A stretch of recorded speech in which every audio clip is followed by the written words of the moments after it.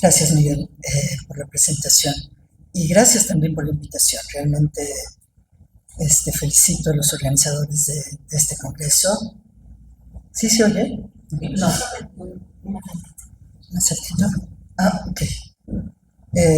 Bueno, felicito a los organizadores de este congreso, que realmente me parece que trata un asunto urgente, como se ha podido notar en algunas de las exposiciones que yo pude estar presente. Lamento no haber estado en todo, pero estuve ayer en algunas y hoy en la mañana también.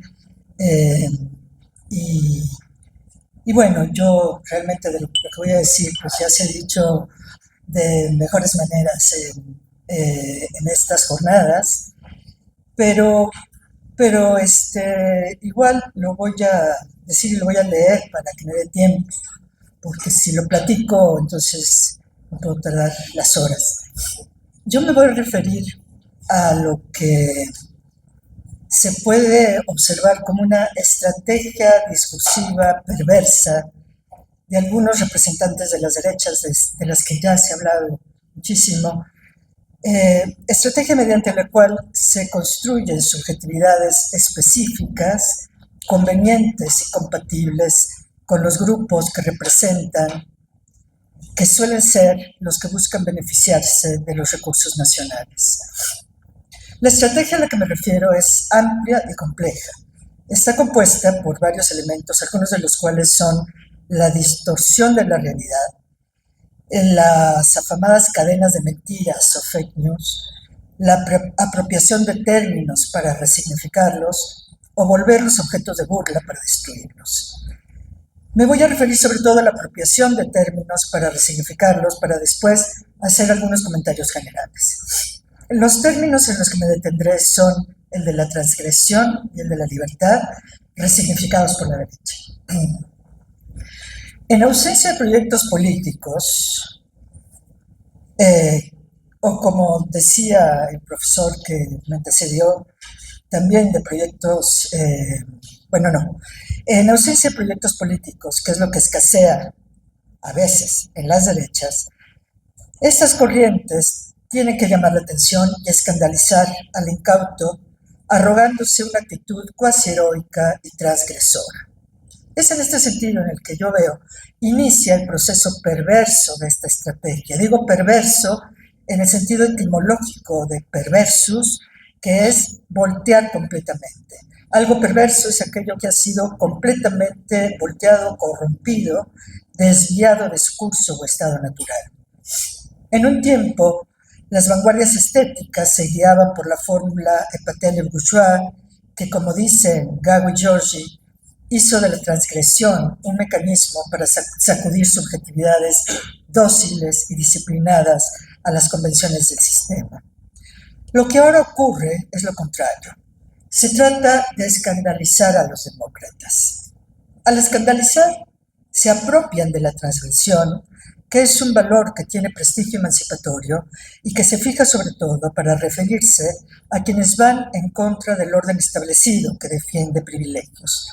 Es un término que cumple la función tradicional de designar prácticas en favor de las mayorías a las que se le da la vuelta para designar lo opuesto. Como he dicho, buscan destruir todo lo conquistado desde 1789. Destruir los derechos sociales, laborales, civiles, los servicios públicos, acabar con cualquier resquicio de democracia. De hecho, esta no es sino una forma más de la antipolítica y también de la pospolítica de estos tiempos, según la cual ni la ley ni la política son relevantes, lo que importa son reglas claras que si se cumplen, se ahuyentan los conflictos, como hace poco escuchamos. Lo perverso aplica también en el sentido del psicoanálisis, que justo dice que la consigna perversa encuentra su razón de ser en la transgresión del mandato social, en el que el transgresor goza con su transgresión. No puedo omitir en este punto, para ilustrar este goce con la transgresión, hacer un breve paréntesis sobre la actitud despreciable de quien gobierna el país del norte, cuando hacía gala, como si fuera un juego, disfrutando de la construcción de un centro de detención de inmigrantes formado por jaulas ubicadas en medio de los Everglades de Florida, lugar llamado Alcatraz de los Caimanes, porque está rodeado de pantanos infestados de cocodrilos, de lo que comenta riéndose con su macabro humor.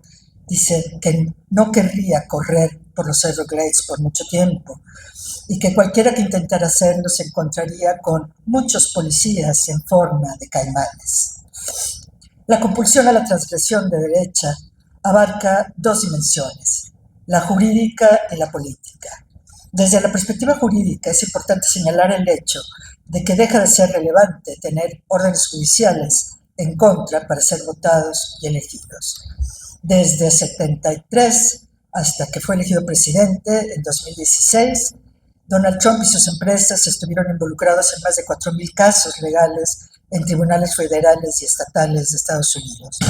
Fue acusado de 34 delitos graves por falsificación de registros comerciales para ocultar pagos a la actriz pornográfica Stormy Daniels a cambio de su silencio sobre un encuentro sexual.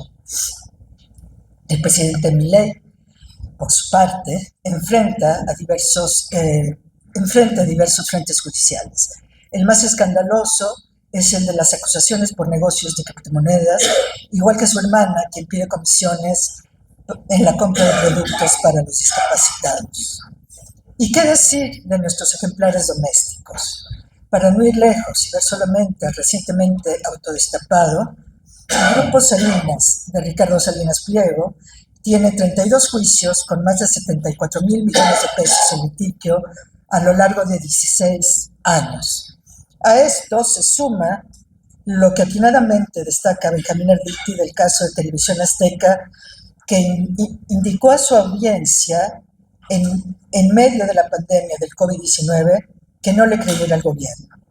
Esto, dice Arditi, no era simplemente un caso de fake news por parte del conductor de un noticiero, era una conducta delictiva que ponía en riesgo la salud y la vida de las personas. En el plano político de la transgresión, estos tres individuos van juntos y a coro contra todo lo que suene a progresismo y contra todo postulado humanista que ha acompañado a las sociedades. Van también todos juntos contra el feminismo y contra las mujeres.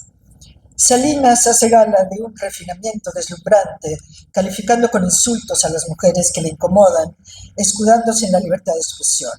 Yo digo que lo insoportable para él es que las mujeres a las que insulta sí tienen algo que expresar y que ese algo es diferente de insultos o mentiras. Segundo, en cuanto al concepto de libertad, también ocupado por las derechas, es como se dice, es sitio de un desacuerdo permanente. Norberto Bobbio comenta que en sus reivindicaciones políticas, la derecha se inclina por la disputa por la libertad, pero por la libertad negativa, que en términos generales consiste en la ausencia de impedimentos externos para actuar o dejar de actuar, impedimentos que se refieren sobre todo a la imposición de límites al poder estatal y a la protección de la autonomía personal contra la interferencia del Estado.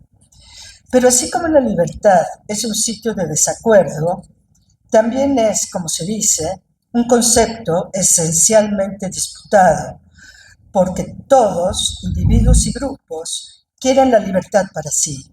Y en política, también todos los colectivos en conflicto pretenden adueñársela. Lo interesante es que no se trata en este caso de un enfrentamiento entre los que valoran la libertad contra los que la niegan. Nadie la niega. Se trata más bien de dos conceptos opuestos. Lo difícil es comprender en qué consiste esta oposición. Se podría decir que en un caso se trata del concepto individualista liberal y en otro de un concepto democrático que implica la agencia colectiva. Pero esto es así solo en cierta medida y en ciertos tiempos. Esta era la oposición peleada por Hayek y por el neoliberalismo en general. Sin embargo, visto más de cerca, se puede ver que la estrategia de las nuevas derechas consiste no solamente en montarse sobre la libertad, concepto de alcance y prestigio universal, sino también montarse sobre un colectivismo que busca convencer, por un lado, a las clases medias de que toda precariedad y toda pérdida de privilegios es debida a los que pregonan la falsa libertad administrada por el Estado, y por otro lado, busca convencer de que está cerca del pueblo usando lenguaje soez y pseudo popular. Así se apuesta por un colectivismo nuevo que en algunos casos pasa por el guadalupanismo, como vimos en el supuesto grito de dependencia de Salinas. La también afamada expresión "la libertad carajo" reúne de manera estupenda estas fuerzas semióticas. Con ella se recuperan ambos impulsos. La fuerza de la transgresión que articula una expresión políticamente incorrecta a un valor prácticamente universal. Lo que podría percibirse como irreverente e inaceptable es percibido en la actual coyuntura como irreverente también, pero por eso mismo deseable y divertido. Termino esta sección citando a Wendy Brown, que dice en una entrevista reciente: si no trabajamos en la resignificación de la libertad, perderemos esta batalla. Tercero, esto en relación con la resignificación de los conceptos por la ultraderecha. El procedimiento opuesto, el de hacer escarnio de conceptos y valores progresistas para destruirlos, va junto con pegado. Y aquí entra a jugar un actor importante del que ya habló el profesor que me antecedió, que es el odio. Estoy de acuerdo totalmente que el odio no tiene signo político, pero bueno, igual me refiero a él desde una cierta perspectiva. Actuando el principio freudiano elemental del odio como factor de cohesión grupal, y en tanto dueños de los medios de comunicación enseñan a odiar a las audiencias y a compartir hostilidades hacia el otro amenazante, que en este caso son los valores progresistas. Esto se observa en las intervenciones en discursos, en eventos políticos y en entrevistas, pero también en expresiones directas y expresas, como pudimos escuchar recientemente en el funeral de Charles Kirk, en el que Trump declara ufano que sí odia a su oponente y que no quiere lo mejor para él. Por el lado de acá, o sea, de México, también Salinas odia la palabra igualdad. En una entrevista en la Universidad de Belgrano, dijo expresamente que la justicia social la asocia con mierda, la cuota de género le da asco y que todo impuesto le parece un robo. A Salinas le inspira Milei, en especial la guerra contra los zurdos, como Milei les llama, expresión que ya adoptó y que así la repitió varias veces en la entrevista en la Universidad de Belgrano, en Buenos Aires. Y reconoce que, en efecto, el camino de la batalla cultural contra el socialismo es un camino solitario que no está de moda, porque estos zurdos representan el mal, dice, por lo que Milei es importante para el mundo y es un bálsamo para todos los que creen en la libertad. Bueno, a mí se me ponen los pelos de punta solo de leer esto. Dicho lo anterior, quiero hacer dos aclaraciones. Esa estrategia perversa de la que he hablado, aunque la mostré con algunos ejemplos individuales, no se refiere a las ocurrencias de algunos locos fuera de sí, por muy grotescos que parezcan y por muy sociópatas que en efecto sean. Hay que estar preparados, porque el marco en el que se insertan es, como ya nos explicaban en la mesa anterior, es el de un proyecto político de construir un régimen materializado en instituciones, corporaciones y en algunos casos con el aval de los militares. En algunos casos, digo. La campaña es intensa y se invierten muchos millones para reproducirla. Estas prácticas del escándalo mediante la transgresión y la prepotencia, capturan las subjetividades para su manipulación y las construyen con rasgos específicos. Por ahora menciono solamente tres: la del miedo, la ausencia de crítica y la de un nuevo individualismo. La importancia de despertar el miedo no es solo por el miedo hobbesiano al castigo, sino también por el desplazamiento de la política. El miedo aleja de cualquier proyecto colectivo, ya que instaura el miedo mutuo de todos entre sí. Y no hay nada más redituable para las derechas que despertar miedo a la política, porque ésta se opone a seguir acríticamente a los líderes que escandalizan y se opone a la pasividad en la defensa de los derechos. El miedo hace mancuerna con la ausencia de crítica. A través de los medios se ponen en práctica recursos discursivos como la distorsión de la realidad, no solo mediante fake news, como decía, sino mediante el uso frecuente de información parcial y la correspondiente exageración que la acompaña.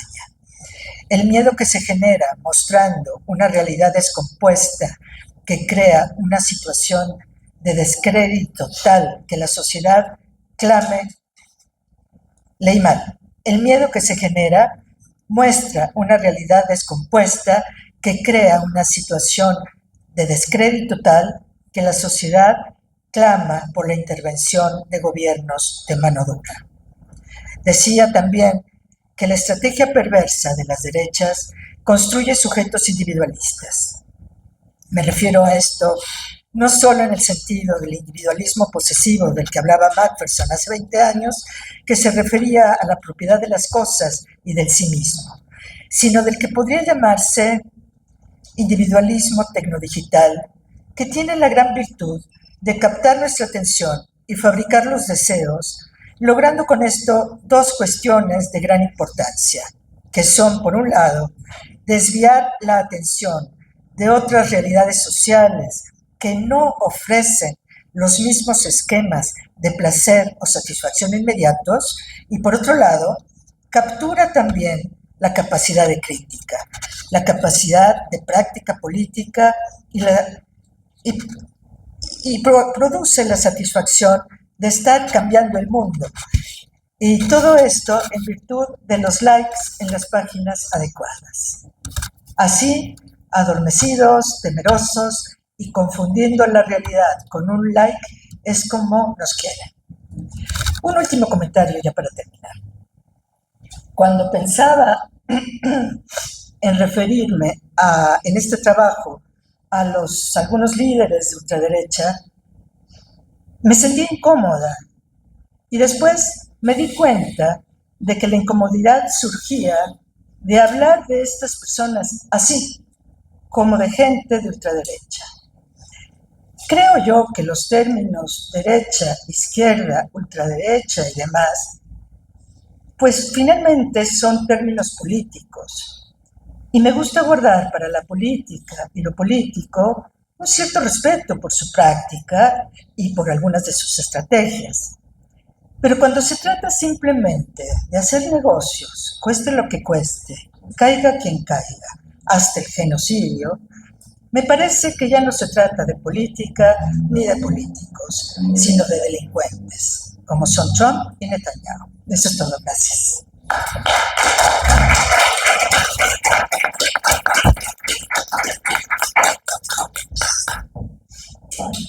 Gracias, doctor. Voy a presentar a la doctora Griselda Gutiérrez. Ella es profesora titular de tiempo completo en la Facultad de Filosofía y Letras de la UNAM. Es investigadora nacional nivel 3, Premio Universidad Nacional en Docencia en Humanidades en el 2021, especializada en filosofía política clásica y contemporánea y filosofía política con perspectiva de género, campos, estos dos, en los que cuenta con múltiples publicaciones. Es investigadora principal y participante en múltiples proyectos de investigación a nivel nacional e internacional, y sus líneas de investigación, entre otras, son las transformaciones y retos para la política en los escenarios de complejidad y determinación contemporáneos, o las problemáticas sistémicas de desigualdad, exclusión y violencia analizadas desde un enfoque de género. Griselda. por estar aquí. Gracias. Bueno, también me sumo al reconocimiento por esta iniciativa. Me parece que efectivamente en los tiempos que corren es ineludible el que nos ocupemos justamente por reflexionar a profundidad y posicionarnos de alguna manera frente a lo que es este embate que estamos presenciando, experimentando. Y también gracias por la invitación. Bueno, el título aparece en el programa. Voy a leer lo que escribí y espero que en el intercambio tengamos ocasión de retroalimentar nuestras preocupaciones y nuestros ejes analíticos, críticos, para poderlos enriquecer. El título es Articulación de las vertientes políticas conservadoras mediante la funcionalidad estratégica de sus recursos retóricos. La multiplicidad de expresiones públicas en términos prácticos y discursivos, con niveles organizativos diversos, que se tienden a ubicar en el espectro de lo que se denomina derecha, y para el que la vasta terminología para designarles, como paleoconservadurismo, conservadurismo mainstream, neoconservadurismo, ultraconservadurismo, extrema derecha, derecha radical, neofascismo, posfascismo, pocas veces aporta claridad y consistencia para determinar sus particularidades y alcances, lo cual no obsta para registrar la gama de actores, sectores y agrupaciones que hoy pueblan el escenario sociopolítico y sociocultural, ya sea en forma de movimientos, de sociedad civil, partidos políticos, institutos académicos, asociaciones civiles, religiosas y laicas, fundaciones, think tanks, corporaciones empresariales, editoriales, medios de comunicación tradicionales y digitales, hooligans, influencers, y la lista sigue. Como tampoco obsta para registrar que operan como una gran red transnacional, sea por meras sinergias o por expresas vinculaciones y colaboración, con base en la potencialidad y alcance de la plataforma de Internet y las dinámicas de interacción de la globalización, y en su caso, por la inversión sustanciosa de recursos financieros. La estridencia y el carácter insidioso de sus prácticas y discursos alcanza tal proyección que no puede pasar desapercibido en los intercambios del día a día o en el de la política formal, como tampoco la incursión de sus agentes y su incidencia como parte del staff, los staff institucionales o en funciones de asesoría o mediante el ejercicio de presiones como grupos de interés, que les vuelve parte integral en el diseño de agendas que se convierten en políticas de Estado o en parte relevante de políticas públicas a nivel nacional e internacional, y no menos inadvertido, dada la resonancia y penetración en el ánimo social que estimula en términos sociales y culturales un ecosistema reaccionario. Pero ante una realidad palmaria semejante, no se pueden omitir preguntas como ¿qué explica el repunte de todas estas presencias en la geografía sociopolítica? ¿Qué repercusiones conlleva en la viabilidad y continuidad de principios, procedimientos y valores democráticos, política y socialmente hablando? ¿Qué tienen en común los actores de ese espectro conservador? Cuando vemos que confluyen ateos con católicos, islamistas y cristianos fundamentalistas, homófobos con homosexuales blancos supremacistas, inversionistas ajenos al moralismo, con sectores puritanos y no menos misóginos y sexistas, inversionistas que capitalizan la inmigración con estratos y agrupaciones xenófobos, beneficiarios y promotores del globalismo con nacionalistas antiglobalistas, como lo ejemplifica la presencia de un líder nacionalista cristiano antiglobalista como Orbán en los encuentros de CIPAC y en la toma de posesión de un globalista libertario como Milei, que tiene en remate los recursos de su país para inversionistas extranjeros, o un Trump proteccionista que le da palmadas en la espalda y le financia. En un clima beligerante y tóxico, las diferencias ideológicas parecen ser irrelevantes, y la consistencia tampoco parece ser tema de preocupación, en todo caso un activo muy bien administrado. Lo que no es banal es la eficacia de sus discursos, que mellan las formas democráticas y estimulan la excitación de los ánimos sociales, lo cual no significa que en lo particular cada una de estas distintas fuerzas carezcan de una agenda propia. Pero, ¿qué subyace a esta suerte de confluencia promiscua? Trazar posibles respuestas me lleva a considerar que el poder performativo del lenguaje, que traspasa los recursos técnico-retóricos del emisor, nos remite a detenernos no solo en estos o en los efectos que produce y estimula en el oyente, sino en cuál es el entorno anímico y social preexistente que le reporta tal productividad a las narrativas reaccionarias. Sin desmedro de la sagacidad de estas fuerzas sociales y políticas para conquistar adherentes, conformar sensibilidades e instalar representaciones del mundo, en el campo social hay condiciones preexistentes que en forma situada producen ánimos sociales, disposiciones actitudinales, patrones ideológicos que permean las dinámicas e intercambios y que eventualmente pueden ser recursos capitalizables por dichas fuerzas. En tal sentido, no se puede ignorar las derivas precarizadoras de décadas del programa neoliberal y su hegemonía de alcance global, que no solo acrecienta desigualdad, marginalización o abierta exclusión, en tanto genera condiciones que pautan las formas de integración de las, les y los agentes, conforme a tendencias funcionales de la dinámica de los sistemas sociales. De manera que las conductas son reacción a condiciones adversas, de carencias que se transforman en desengaños y ante la escasez de oportunidades en respuestas adaptativas a manera de estrategias de sobrevivencia. Las cuotas de incertidumbre que tales dinámicas generan le imprimen su sello a la formación de la subjetividad. En palabras de Lorey, cito, la precarización abarca la totalidad de la existencia, los cuerpos, los modos de subjetivación. Termina la cita.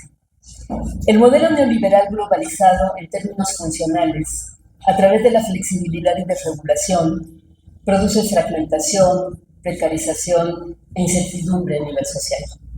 Y en sintonía, en el campo político se define por una línea antipolítica que ha producido cambios sustanciales, tanto en el papel de las instituciones como en las funciones de representación política, que subordinadas a las prioridades de la economía, tienden a que el Estado deje de cumplir la función de integración colectiva, de identidad común y de regulación vinculatoria con base en la fuerza de la ley, lo que socialmente tiene efectos corrosivos de falta de credibilidad y desconfianza, de frustración, de fragmentación, inseguridad y miedo, y de pérdida de sentido, que se traduce tanto en formas anómicas como en conductas antisociales y violentas.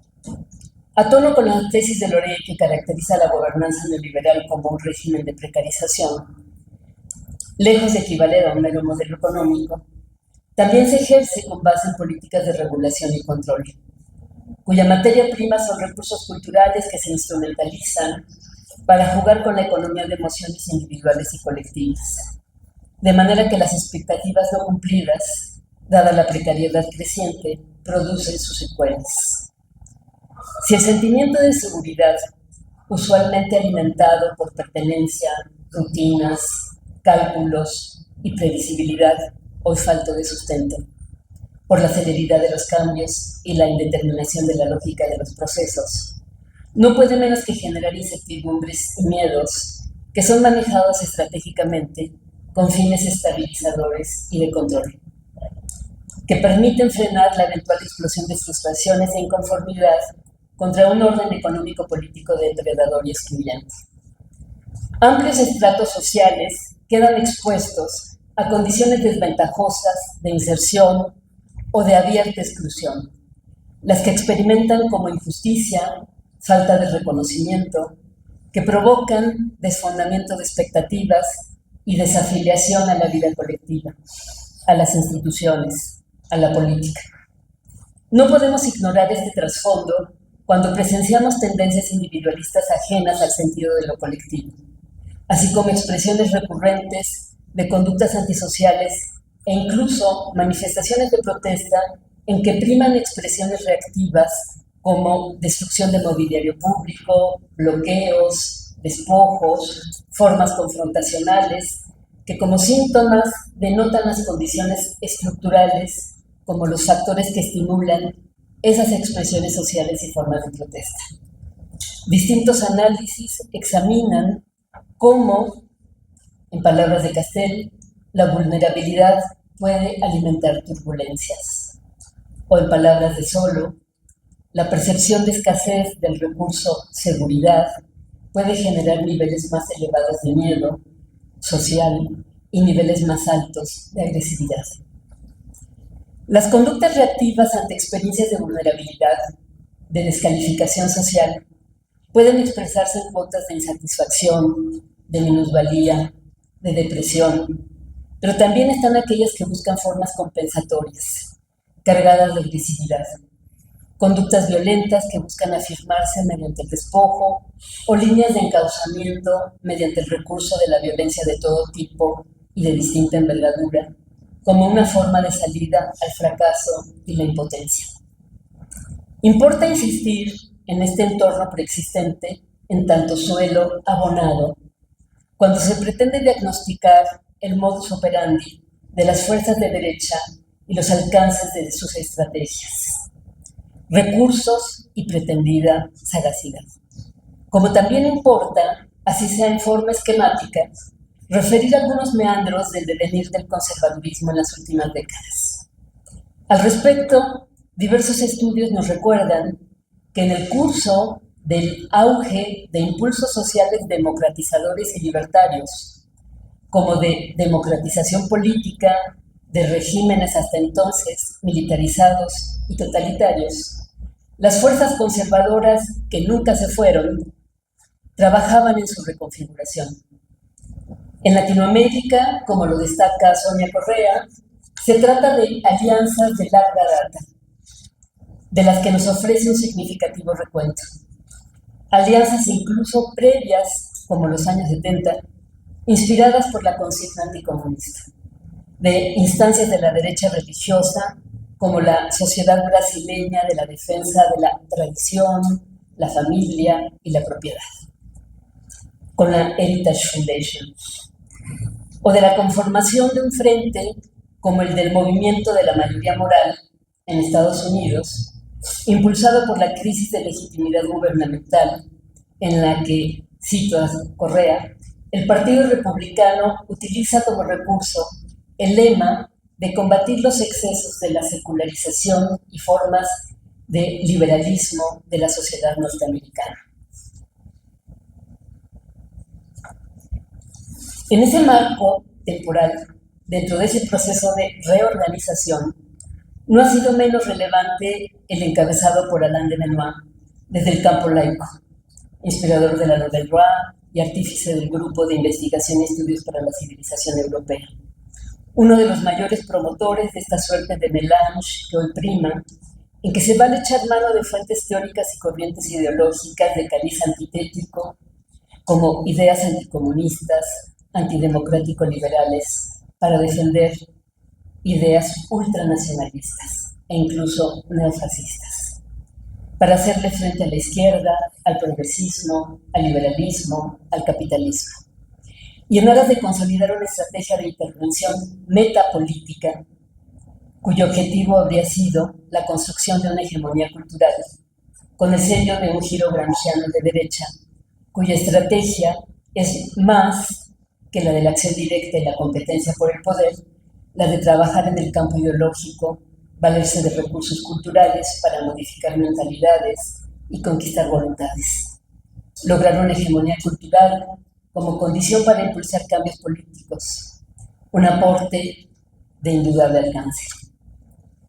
En sintonía con ese espíritu de batalla cultural, ante los avances del movimiento feminista y la agenda de igualdad y derechos de género, cobrará gran resonancia no solo por el foro en que se significa, como el de las conferencias internacionales de la ONU, también por su creciente impulso e irradiación. La reacción ultraconservadora, encabezada por el Vaticano, apoyada por grupos y liderazgos de mujeres conservadoras, organizaciones laicas, gobiernos conservadores, grupos confesionales cristianos, evangélicos e islámicos, que como partícipes de una sólida red desencadenarán la cruzada antigénero cifrada en el embate contra la ideología de género. En ese esquemático recuento se aprecia no solo la persistente presencia y continuado trabajo de las fuerzas conservadoras para preservar el statu quo, como también de su oportunista reacción y alianzas ante coyunturas que amenazan con desestabilizarles, como lo ejemplifica el listado previo de su lucha contra el comunismo, contra el progresismo, contra los movimientos contraculturales, contra las libertades y derechos sexuales y reproductivos. Pero también se puede apreciar que su reactivación en muchos de los casos obedece a expresos contubernios de partidos políticos en el poder que en momentos críticos cuentan con la entusiasta colaboración de actores religiosos, seculares y fundaciones ultraconservadoras, o como un rearme ante lo que se juzga como gobiernos débiles y permisivos, cuyas omisiones o errores permiten avances de fuerzas disolventes de sello izquierdista o progresista. A su vez, se podrían situar escenarios que apuntan a condiciones más profundas, a manera de un ecosistema conservador. Lejos de suponer que el ideario neoliberal es ajeno al conservadurismo, dos de sus ejes definitorios ponen de manifiesto tal raigambre, como lo analiza puntualmente Wendy Brown en el examen de sus fuentes y sus actuales derivas, tanto en su apuesta por la lógica del mercado, que despoja de valor político a la dinámica, el sentido de los intercambios y las posibilidades de conducción, como por la relevancia de la moral, como una forma de privatización de la esfera protegida personal, en contraposición abierta a lo social y a la justicia social. Acentuando este eje, la subversión de valores democráticos, acorde a formas legales y principios igualitaristas y pluralistas. Un análisis que, además de hacer patente la confluencia del neoliberalismo con el conservadurismo tradicional, pone de manifiesto cómo esa doble privatización ha agudizado el clima antidemocrático que favorece que las fuerzas conservadoras de toda la haya confluyan, si bien con sus propias agendas, pero a la vez compartiendo el eje moralista, aunque instrumentalizado de las formas más ambiguas e inconsistentes, y todos compartiendo su apuesta por el capital. El sesgo antipolítica del programa neoliberal, para el que los conflictos y divergencias no son procesados políticamente, sino administrativamente, siembra el terreno para reconducir por otras vías las problemáticas sociales. Ese sería el trasfondo que parece dar lugar a que, en palabras de Brown, la moral tradicional se convierta en arma de batalla política. Una tendencia que queda sólidamente analizada por Mouffe, Brown y Cooper, con quienes coincido.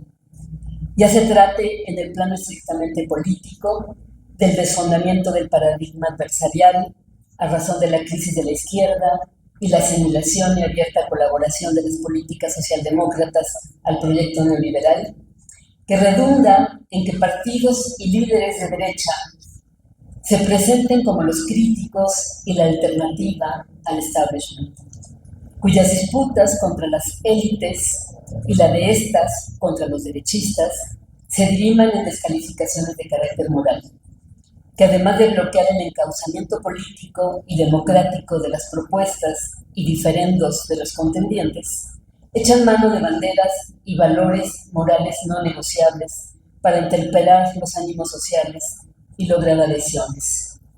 O ya se trata del recurso a la moral tradicional como arma de la batalla cultural, por supuesto no menos política. Hay consenso entre autoras y autores, por solo mencionar a Demirovic y Forti, en cómo la crisis del 2007 al 2010 hace patente un giro de radicalización de la ultraderecha y endurecimiento de las posiciones sobre valores y derechos, de cara a la crisis financiera y económica, al agravamiento de la migración y al cambio climático, que habría representado una pérdida de la legitimidad, cito a Demirovic, de la reorganización del capital vía neoliberalismo, lo cual propicia la ocasión de una incursión más activa de la ultraderecha y desde las instancias de gobierno a un reajuste, vuelvo a citarlo, no hacia una nueva forma de hegemonía, sino un desplazamiento hacia la derecha, que además ha de abrir el cauce a políticas iliberales y autoritarias. Habría razones para considerar que el desplazamiento de la lógica adversarial, el encauzamiento del debate público en clave moralizante y su afianzamiento conforme a una gobernanza antipolítica que bloquea los cauces del debate y la canalización de las pasiones por vía política, hacen de la metapolítica una estrategia tan potente, la que se ve reforzada por los intercambios y la comunicación vía virtual. Las directrices que tácticamente encauzan la guerra cultural pueden ser diversas, pero en ningún caso gratuitas. El antiglobalismo y el nacionalismo no pueden sino leerse como reacción a los desequilibrios económicos y pérdida de hegemonía con los costos sociales y políticos concomitantes. El etnonacionalismo y la xenofobia como reacción ante el desmantelamiento de ventajas y jerarquías de los grupos sociales y la invasión de flujos migratorios. El ataque a las élites progresistas, a sus discursos críticos, proderechos, banderas igualitaristas y afines a la corrección política, como reacción desde posturas antiintelectualistas, insolidarias y contrarias a la justicia social. El ataque a la agenda de derechos de género y a quienes le promueven y encarnan, como reacción a un orden heteropatriarcal puesto en cuestión y un supremacismo masculino agraviado. No hay duda que los cambios epocales han trastocado referentes interpretativos, estrategias de control, funcionalidad y adaptación en el entorno, formas de socialización y de integración de la subjetividad, pautas de prognosis y formación de expectativas sustentadas, como tampoco que las ansiedades sociales sino la manera en que circulan los conceptos y la manera en la que se apropian de ellos los diferentes agentes, creando ciertas equivalencias, ¿no? Y esa,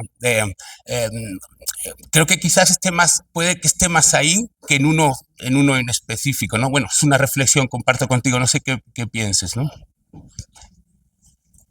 ¿Algo más? Sí, gracias. En el mismo sentido, bueno, primero agradecer la presentación.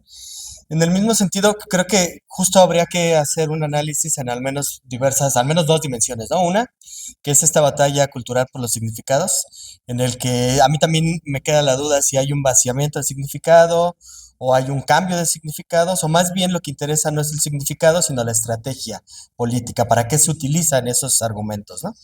O sea, porque se puede afirmar cualquier cosa en función de un objetivo que sería de otro orden, que pues, bien nos decía Griselda, puede ser la agenda antigénero, la reproducción de la riqueza, etcétera. Entonces, la pregunta es justo esa, ¿no? Si tendríamos que diferenciar, y esto más bien es como una herramienta, porque pienso en Charles Kirk, en los debates que él tenía, bueno, debates si es que se puede llamar así, pero eran bastante interesantes porque él negaba siempre todo lo del otro, ¿no? Y lo reducía al absurdo.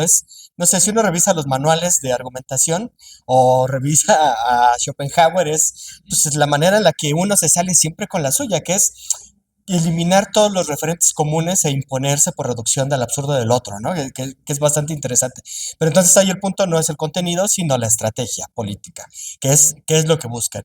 Y yo estoy de acuerdo acá con Griselda con que puede ser uno de los grandes referentes es el género, el anticomunismo, y me quedaba la duda si también es y sigue siendo este elemento clásico que pues, en algún momento el marxismo decía que era el del fascismo, que es la reproducción de la riqueza, ¿no? Y de ahí la pregunta específica, pues, las otras dos preguntas específicas, una es, hablaste de gobernanza y a mí me queda siempre la duda, yo estoy casi seguro que es así, o mi idea es que sí, la gobernanza es una condición de posibilidad del auge de la ultraderecha y la reproducción del capitalismo. Es la nueva herramienta, no sé si tú estás de acuerdo o no. Y la otra pregunta para las dos es, híjole, con lo que nos presentaron es casi o difícil para mí pensar que pues vamos perdiendo la batalla cultural, ¿no? Me acuerdo de lo que decía Benjamín el lunes, es que ahora somos hegemonía de la izquierda y pues ellos son los que están cambiando los sentidos y no estamos haciendo realmente nada porque no reconocemos que ahora somos esa hegemonía que había significado. Entonces, ¿sí creen que vamos perdiendo la batalla cultural? ¿No? ¿Qué hacemos? Ok. ¿No? ¿Quieren? Vamos en orden, Mariflor. Con esto. Bueno, gracias por los comentarios y las preguntas. Me parece pues, realmente fundamental lo que se señala. Sí, sí, como dije, de lo que se trata es de la estrategia, ¿no? La estrategia discursiva yo creo que es importante. Y otra cosa que no dije, ciertamente hubo muchas cosas que no dije, pero una de las que no dije es que en realidad estas estrategias discursivas son coyunturales. No es una misma estrategia para todas las derechas, sino que tiene que ver con, en fin, con lo que antes llamábamos formaciones sociales. Es decir, cada formación social tiene sus, digámosle, ideologemas o sus valores y afectos específicos, ¿no? Y es contra esos, y sobre todo los valores específicos de los demócratas, son muy distintos en Latinoamérica que en Europa, etcétera, ¿no? Entonces, la estrategia es lo importante. Y la cuestión de la libertad es particular porque efectivamente pues es universal, ¿no? Y yo sí, creo que lo comenté, sí se trata de distintas posibilidades de intervenir. Por un lado puede ser, como decían, la cuestión de resignificar y también la cuestión de vaciamiento. Yo no hablé de vaciamiento, sino más bien de destrucción, ¿no? Es decir, un valor, un concepto, un valor democrático, destruirlo, burlarse, volverlo objeto de escarnio, ¿no? Hasta vaciarlo probablemente. Entonces sí, yo creo que son distintas estrategias, pero que ambas operan, y ambas operan fuertemente. La libertad, obviamente, así como la libertad, otros valores son resignificados, no son vaciados. Como decía él, la libertad es absolutamente defendida por la derecha, no es vaciada. La libertad, carajo, no es vaciar la libertad. Al contrario, la libertad a la propiedad, la libertad a, a tomar decisiones como nos plazca, la libertad de que el Estado no se inmiscuya en nuestros asuntos, en fin, eso es libertad para las derechas. Claro, es distinto de lo que desde el punto de vista que desde otro punto de vista se puede entender, pero yo creo que sí es importante ver que también la libertad es recuperada por las derechas. Bueno, y Milei es el mejor ejemplo, me parece. ¿Y qué otra cosa? Pues creo que nada más tendría yo que decir, porque con esto me refiero a los dos comentarios, ¿no? Okay. Bueno, precisamente en el título yo hablaba de la posibilidad de articulación mediante una funcionalidad estratégica de cierto tipo de recursos retóricos. En eso es en lo que yo me estaría enfocando. Indudablemente, si nosotros pensamos a propósito de esta pregunta de qué hace posible esa convivencia tan promiscua, que era la forma en que lo enunciaba, no hay duda de que se puede tratar de estratos sociales, de grupos, de individuos con intereses divergentes, entre los cuales indudablemente puede tener un papel poderoso el tipo de ventajas, podríamos decir, por ejemplo, económicas, que muchos de ellos estarían defendiendo a lo largo de los tiempos, pero también la de aquellos que en un sentido podríamos decir más ideológico, estarían en posición de defender un cierto tipo de representación del mundo, una cierta perspectiva doctrinal, etcétera. Lo que nosotros vemos en todo caso es cómo, con todas sus especificidades, habría toda una serie de procesos que parecen estar descolocando recurrentemente precisamente lo que puede ser ese statu quo, esos intereses, esa hegemonía que eventualmente de la que se haya podido gozar, etcétera, y cómo se da esta suerte de reajustes, de reorganización justamente de este tipo de fuerzas. Desde luego que el tipo de tendencias que disruptivas que hoy día de alguna manera pautan el devenir de nuestros sistemas sociales, podría de alguna manera llevarnos a una agenda de problemas, de temas de diversa índole. Pero a mí me parece que una de las razones que parecieran articular justamente a esas diversas perspectivas, intereses, etcétera, son justamente este tipo de tendencias a las cuales muchos de ustedes seguramente han hecho referencia, los veré en el podcast porque lamentablemente yo no les he podido acompañar, ¿sí?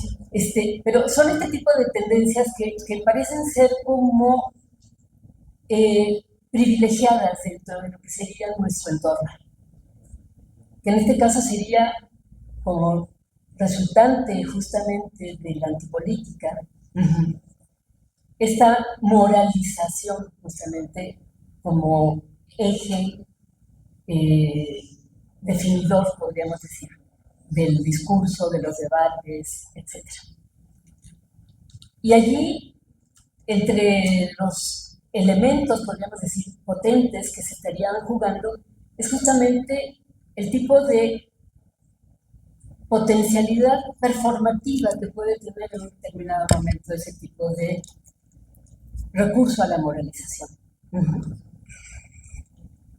Yo lo que estaría en ese sentido planteando, y sin desconocer que en un determinado momento pueda haber problemáticas muy puntuales que nos explican este tipo de expresiones agitadas, airadas, etcétera, en el globo, en contra de los flujos migratorios o en contra de cambios en términos, por ejemplo, legales sobre las edades de jubilación o cuestiones semejantes, ¿sí? No descarto de ninguna manera la especificidad que puede tener ese tipo de problemáticas.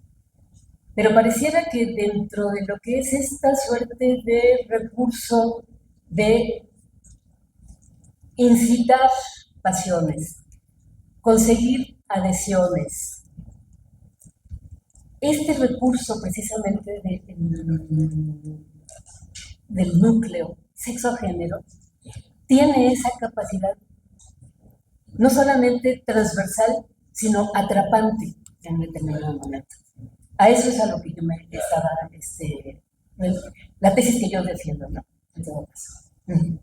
Y bueno, lo de que si estamos ganando o perdiendo la batalla cultural, no veo que estemos aquí muy entusiasmados, intercambiando ideas. Creo que la llevamos muy, muy mal y ya destiempo. Sí, a mí se me olvidó, se me pasó a referirme a ese punto de la batalla cultural. Yo no estoy de acuerdo con que la estemos perdiendo.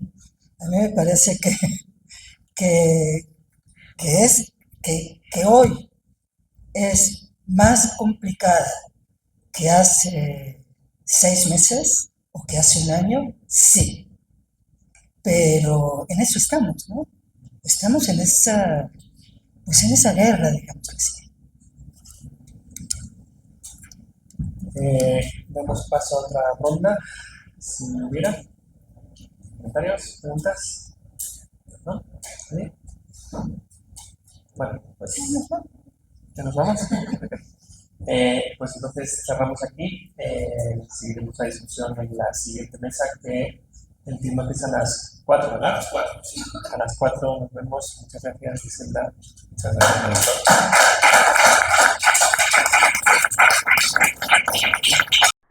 Revista Común, Memorias, Combates, Proyectos.